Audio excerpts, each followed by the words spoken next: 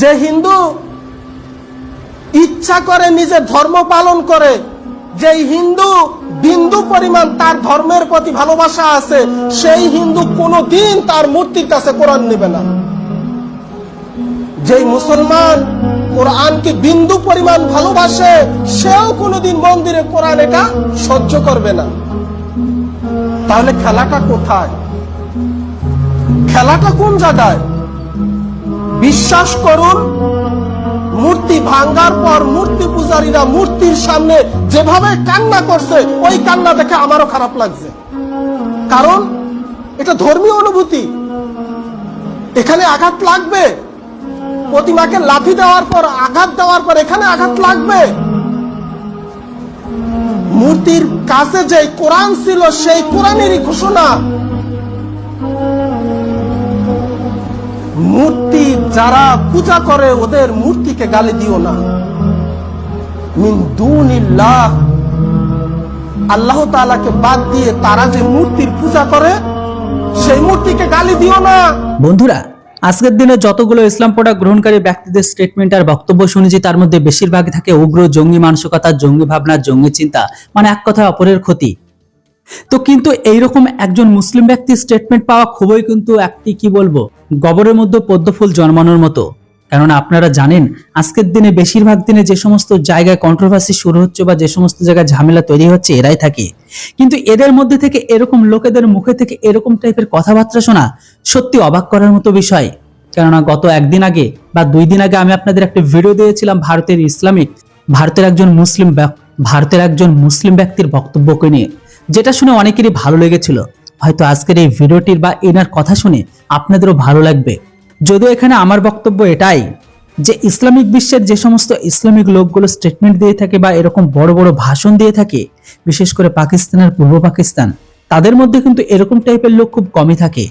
কিন্তু এই সমস্ত যে লোকগুলো স্টেটমেন্ট দেয়, সত্যি দুই তরফের মানুষের মনকে ছুঁয়ে যায়, যে সমস্ত কথাগুলো হৃদয় পর্যন্ত গিয়ে লাগে। তো এর উপর আপনাদের কি মতামত? ইনার মতো ভাবনা চিন্তা কেন সমস্ত ইসলামিক বিশ্বের মানুষগুলো রাখে না? এর উপর আপনাদের কি মতামত, সেটা অবশ্যই কমেন্ট বক্সে লিখে জানাবেন। আর চ্যানেলটিতে নতুন হলে কেউ সাবস্ক্রাইব করতে ভুলবেন না। দেখে নিন পুরো ভিডিও ক্লিপটি। মূর্তির নিচে যে কোরআনটা, ওই কোরআনের এটা আয়াত। সুবহানাল্লাহ। সুতরাং খেলাটা কোন জায়গায়? যে হিন্দু তার ধর্মকে বিন্দু পরিমাণ ভালোবাসে, সেই হিন্দু কোনোদিন এই কাজ করবে না। যে মুসলমান কোরআন বিশ্বাস করে, সেই মুসলমানও কোনোদিন মন্দিরে কোরআন নেবে না। তাহলে খেলাটা কোন জায়গায়? Something wrong. এগুলো ধর্মীয় না, এগুলো রাজনৈতিক।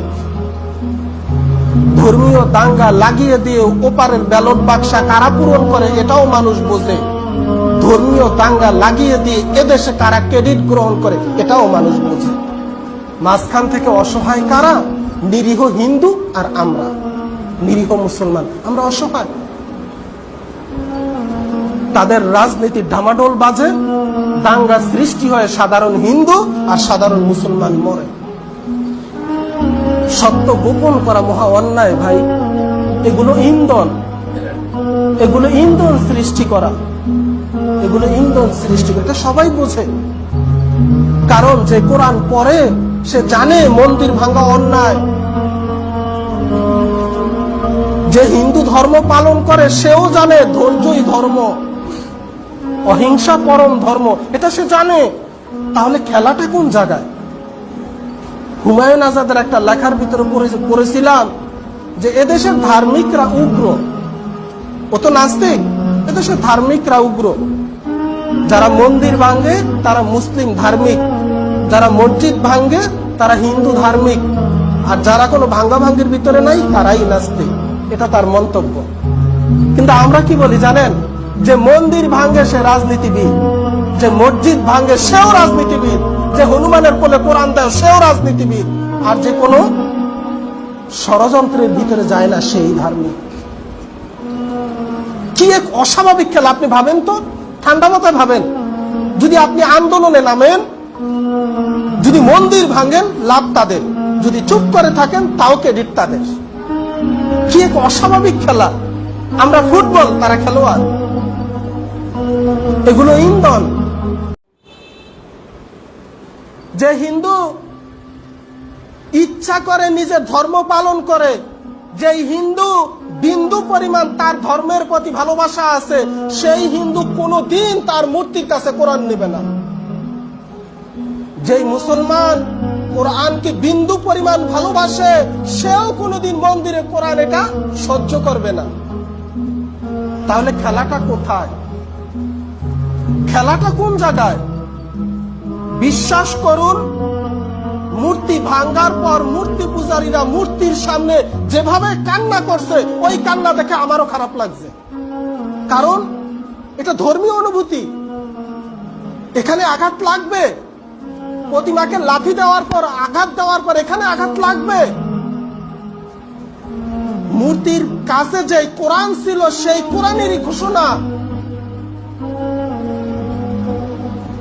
মূর্তি যারা পূজা করে, ওদের মূর্তিকে গালি দিও না। মিন দুনিল্লাহ, আল্লাহ তাআলাকে বাদ দিয়ে তারা যে মূর্তির পূজা করে, সেই মূর্তিকে গালি দিও না। মূর্তির নিচে যে কোরআনটা, ওই কোরআনের এটা আয়াত। সুবহানাল্লাহ। সুতরাং খেলাটা কোন জায়গায়? যে হিন্দু তার ধর্মকে বিন্দু পরিমাণ ভালোবাসে, সেই হিন্দু কোনোদিন এই কাজ করবে না। যে মুসলমান কোরআন বিশ্বাস করে, সেই মুসলমানও কোনোদিন মন্দিরে কোরআন নেবে না। তাহলে খেলাটা কোন জায়গায়? Something wrong. এগুলো ধর্মীয় না, এগুলো রাজনৈতিক। ধর্মীয় দাঙ্গা লাগিয়ে দিয়ে ওপারের ব্যালট বাক্সা কারা পূরণ করে, এটাও মানুষ বোঝে। ধর্মীয় দাঙ্গা লাগিয়ে দিয়ে এদেশে কারা ক্রেডিট গ্রহণ করে, এটাও মানুষ বোঝে। মাঝখান থেকে অসহায় কারা?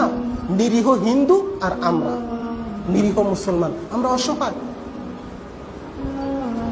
তাদের রাজনীতির ডামাডোল বাজে, দাঙ্গা সৃষ্টি হয়, সাধারণ হিন্দু আর সাধারণ মুসলমান মরে। সত্য গোপন করা মহা অন্যায় ভাই। এগুলো ইন্ধন, এগুলো ইন্ধন সৃষ্টি করা, এগুলো ইন্ধন সৃষ্টি করে, এটা সবাই বোঝে। কারণ যে কোরআন পড়ে, সে জানে মন্দির ভাঙা অন্যায়।